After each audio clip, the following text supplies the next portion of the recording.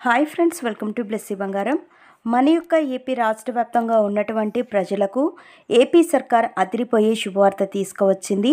కొత్త రేషన్ కార్డుల విషయంలో కీలక నిర్ణయం తీసుకుంది. దీనికి సంబంధించిన పూర్తి సమాచారం నేను మీకు తెలియజేస్తాను. మన ఛానల్ని మొదటిసారి చూస్తున్నట్లయితే ప్లీజ్ సబ్స్క్రైబ్ అవర్ ఛానల్. పక్కనే ఉన్న బెల్ ఐకాన్ని ట్యాప్ చేయండి. ఆల్ అనే ఆప్షన్ని యాక్టివేట్ చేసుకోండి. ప్లీజ్ ఫ్రెండ్స్, లైక్ చేయండి. గవర్నమెంట్ నుంచి వచ్చే ప్రతి చిన్న అప్డేట్ ఎప్పటికప్పుడు నేను మీకు తెలియజేస్తూ ఉంటాను. మన యొక్క ఏపీ రాష్ట్ర వ్యాప్తంగా కూడా రేషన్ కార్డులకు సంబంధించి ఒక అప్డేట్ అయితే వచ్చిందండి. ఒకసారి వివరాలు చూసుకున్నట్లయితే మే నెల నుంచి ఏటీఎం కార్డ్ సైజులో కొత్త రేషన్ కార్డులు జారీ చేయబోతున్నట్లు పౌర సరఫరాల శాఖ మంత్రి నాదెండ్ల మనోహర్ గారు తెలిపారు. ప్రస్తుతం ఉన్న ఫ్యామిలీ రేషన్ కార్డుని సైజు తగ్గించి అన్ని వివరాలతో జారీ చేస్తామని వెల్లడించారు. క్యూఆర్ కోడ్ లాంటి భద్రతా ఫీచర్స్తో కొత్త రేషన్ కార్డులు ఇస్తామన్నారు.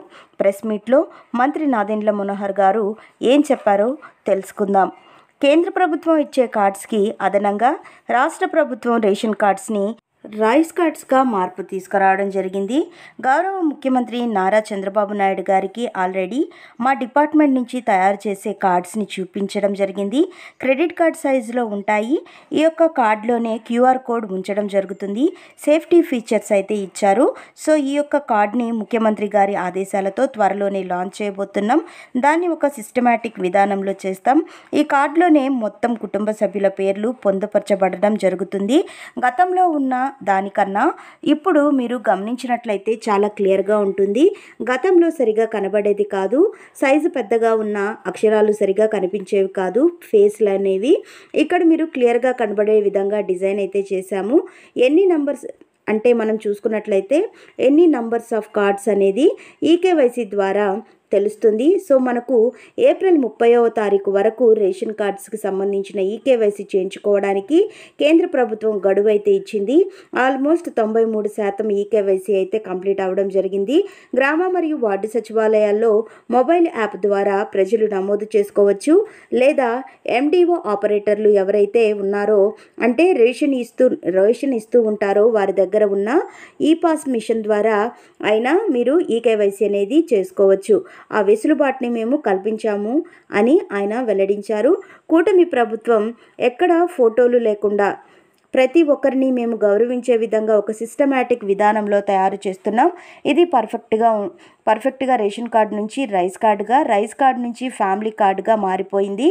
సో మల్టీపర్పస్ కార్డ్గా అయితే మారిపోయింది.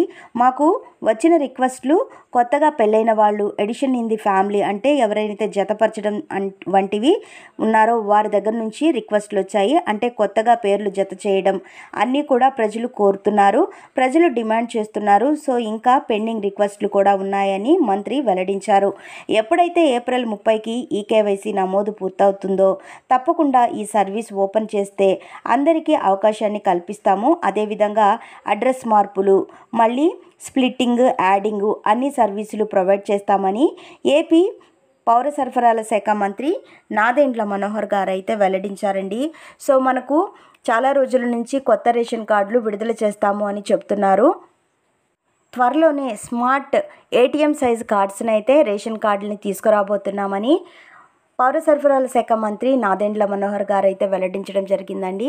సో ఫ్రెండ్స్, ఎవరైనా ఇంకా ఈకేవైసీ కంప్లీట్ చేసుకొని వాళ్ళు ఉన్నట్లయితే కనుక మీ పరిధిలో ఉన్న గ్రామ వార్డు సచివాలయాల్లో ఈకేవైసీ కంప్లీట్ చేసుకోండి. లేదంటే మీరు తీసుకునేటువంటి రేషన్ షాప్లో ఈపాస్ మిషన్ ద్వారా కూడా మీరు ఈకేవైసీ అనేది కంప్లీట్ చేసుకోవచ్చు. సో ఫ్రెండ్స్, చూసారు కదా, ఇదండి మనకు వచ్చినటువంటి లేటెస్ట్ అప్డేట్. మరిన్ని వివరాల కోసం, మరిన్ని అప్డేట్స్ కోసం మన బ్లెస్సీ బంగారం ఛానల్ని సబ్స్క్రైబ్ చేసుకోండి. Thank you for watching friends. Thank you.